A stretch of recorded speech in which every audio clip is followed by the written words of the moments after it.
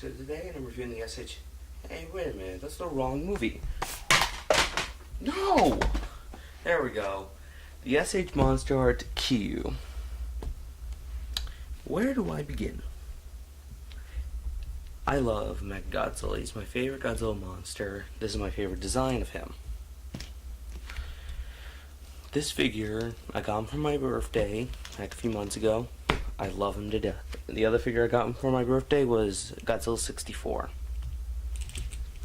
And yeah, I did figure out a way to get the spines to look better. I'll explain that in our video. But this figure is really good. Comes with a whole ton of accessories, so I'll show off the accessories first. This is what it comes with. Let me just pan the camera down a little bit. I'm gonna get my phone out of here. It comes with the arm things, and by the way, the swords are detachable. So I grab them, you can pull them out. That's how they came in the package. I don't have the packaging anymore. These things extend, and I'll show you how they go on in a minute. And now I need to get the sword back in.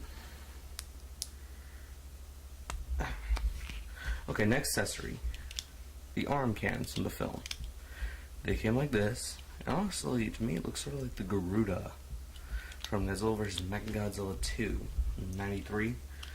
It looks sort of like that when it's in this mode. And then they can bend down like it did in Mechagodzilla, even though in Mechagodzilla 2. No, they didn't do that.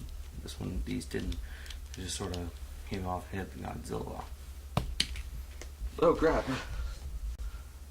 Didn't want to be talked about. Well, this is the last accessories that this thing comes with. What this figure comes with. 2 alternate heads. One with like a standby shutdown mode. One with the red eyes from the film. Now let's show you how they go on the figure. And yeah, if I sound kind of weird, is that I'm leaning right over my camera, and I mean like right over it. Here we go. Let's put on these things first. First thing you gotta do is you gotta get these little itty bitty pins out of the arms, just like that. These super tiny little things. The camera could focus on them. Come on, you can focus. There they are. Alright. Then you take this thing, push it right on in. You plug this in. I'm sorry if I sound kind of tired because it's, just 9:45 at night. And basically you do the same thing for the other arm. Just make sure I don't lose them. I think I just lost it. I'll be right back after this jump cut. Found it. It was just sitting on it. It was just hiding underneath the arm cannons. Anyway, back to this. You can put the arms on. Just plug them right in. And you put them on this. And there you go. You have Mechagodzilla with the arm cannons.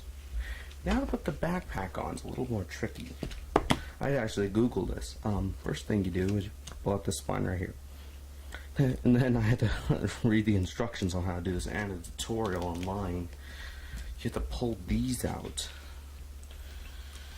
A real problem.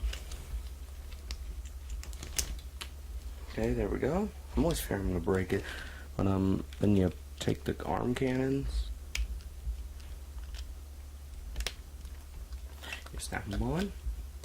And there you go. Now Kiryu is in the full armor mode like he was in Godzilla vs. against Mechagodzilla. Now to show you how he puts on the replacement heads. Now this one's painfully easy. You think, oh, you have to like push some button and then it snaps off just a little bit and then hang on right back after this jump cut. And we're back. One of the little thingies fell. Okay, and these are painfully easy. You literally just take it right off. I'll put the red eyes on. So that looks like an evil Mechagodzilla. I am evil Mechagodzilla. Anyway, so I'll be right back. I'm gonna... Whoa, camera needs to focus. Okay, there we go. I'm going to take all this stuff off, and I'm going to show you the articulation and the detail.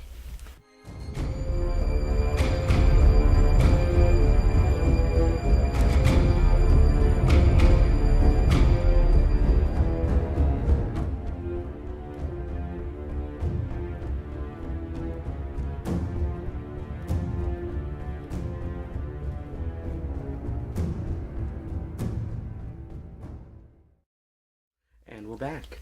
So now I have Kiryu out of all of his armor, and now let's take a look at the detail on this figure. I'm going to bring the camera a little closer. I've also decided to sit down because my back is killing me. I'm pretty tired.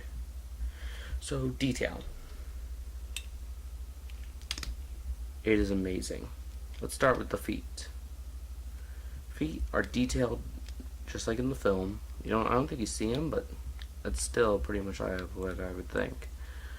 You have the individual toes. One thing I need to mention right now is that in there's these little like detailed grilling and stuff of like tubing, and it looks amazing. So next thing is the legs look accurate. I always thought these were yield signs on his feet. Someone tell me if they are. They're too small for me to really see if they are yield signs. Tail looks awesome. Detail just like in the film, has all the tubing and everything just like in the movie. Let's go to the this area. Yep, looks pretty accurate. Chest, pretty good. By pretty good, I mean it's dead on to the films. Dorsal plates or spikes or fins or whatever they're called. I always called them spikes when I was a kid. So I'm gonna call them spikes. But they're good. Thin, just like they were in the movie. He has detail of these little thrusters on his back. The one thing that's kind of annoying is that this is a loose piece. That drives me crazy. That's one thing I don't want from SH. Don't do that anymore. It's annoying, because then you're trying to move it. You get all that noise. Arms. Really good. See, they have the little part where you're supposed to put it in. Now finally, the head. Do I need to say anything? Just look at it. That's freaking Mechagodzilla. That is freaking Mechagodzilla. Come on, focus in on his face. On his beautiful, beautiful face. Bring the light a little closer. Maybe I can illuminate his whole head. So it's just a top-down thing right now, because otherwise the room would be dark. Okay, there's one bit of articulation for you. But the head a little bit. If you look in there, you can see all the detail of teeth. There you go. In there we have detail of the maser lasers from the film, maser lasers. Little like nose thingy. Back of the head has all the detail, even the little plates from the film, like these little fins on his back. Is the neck pieces. Those aren't loose. They look like they should be loose bits, but they aren't. Come on, this guy, the 64 one, I'm going to put him in the background like that because he looks pretty cool. Doesn't have any loose bits. So why is this one? Alright. So now, let's move on to the articulation of the figure. Articulation. I'll start with this, the easy one. Tail moves. I'm back. Tail fell off, as you saw there. Yeah, moves in all directions. It's on ball joints. Legs. Move. These move. They have these little bits of movement. These aren't loose bits. These move. His feet move. There's no hinge on them at all anywhere. Unlike, again, I'll do a review on this guy soon. That's little 64, which has a ball joint right there on his toe. Goes up, legs, chest. I think I could do a 360, but I'm not gonna do it because I'm worried I'll break the figure doing that. Trying to find another bit. they're so well hidden on this guy. His elbows come out like that, like so. So he can pull off some sort of weird like fighting stance, like from one of the films, like from Godzilla against Mechagodzilla. I know that looks kind of weird, but then again, what are you gonna do? Now, next bit. As you know, mouth opens, head's on a ball joint, but his neck can also be bent down enough so it's in that pose in the film when he when Mechagodzilla breaks down after his little red eye. See, and my computer monitor just turned off. There we go. Get a little more lighting in there. Yeah. Put him in that pose. His head, it does. I think it would do a 360, but I'm not going to do it. These things move. And now on to features of the actual monster, not just the accessories that comes with. Features has a bunch of hidden ones, like right here. I'll explain that in a second. Has absolute zero. Now what this is that my hinge on this guy broke or is really loose for some reason, so I had to put some tape in there in order to be able to still use it. And then the other really well hidden feature of this guy is this. On both of his feet, or on both his legs, I mean his thighs, the little thrusters come out like in the film. When I saw it for the first time, I'm like, wow, that's cool. They actually took the time and put that feature in, like right from the film. So, that's SH Monsterarts Kiryu. My opinion on it, now this is me being sort of, you know, a fan of Mechagodzilla, I give this figure a thumbs up.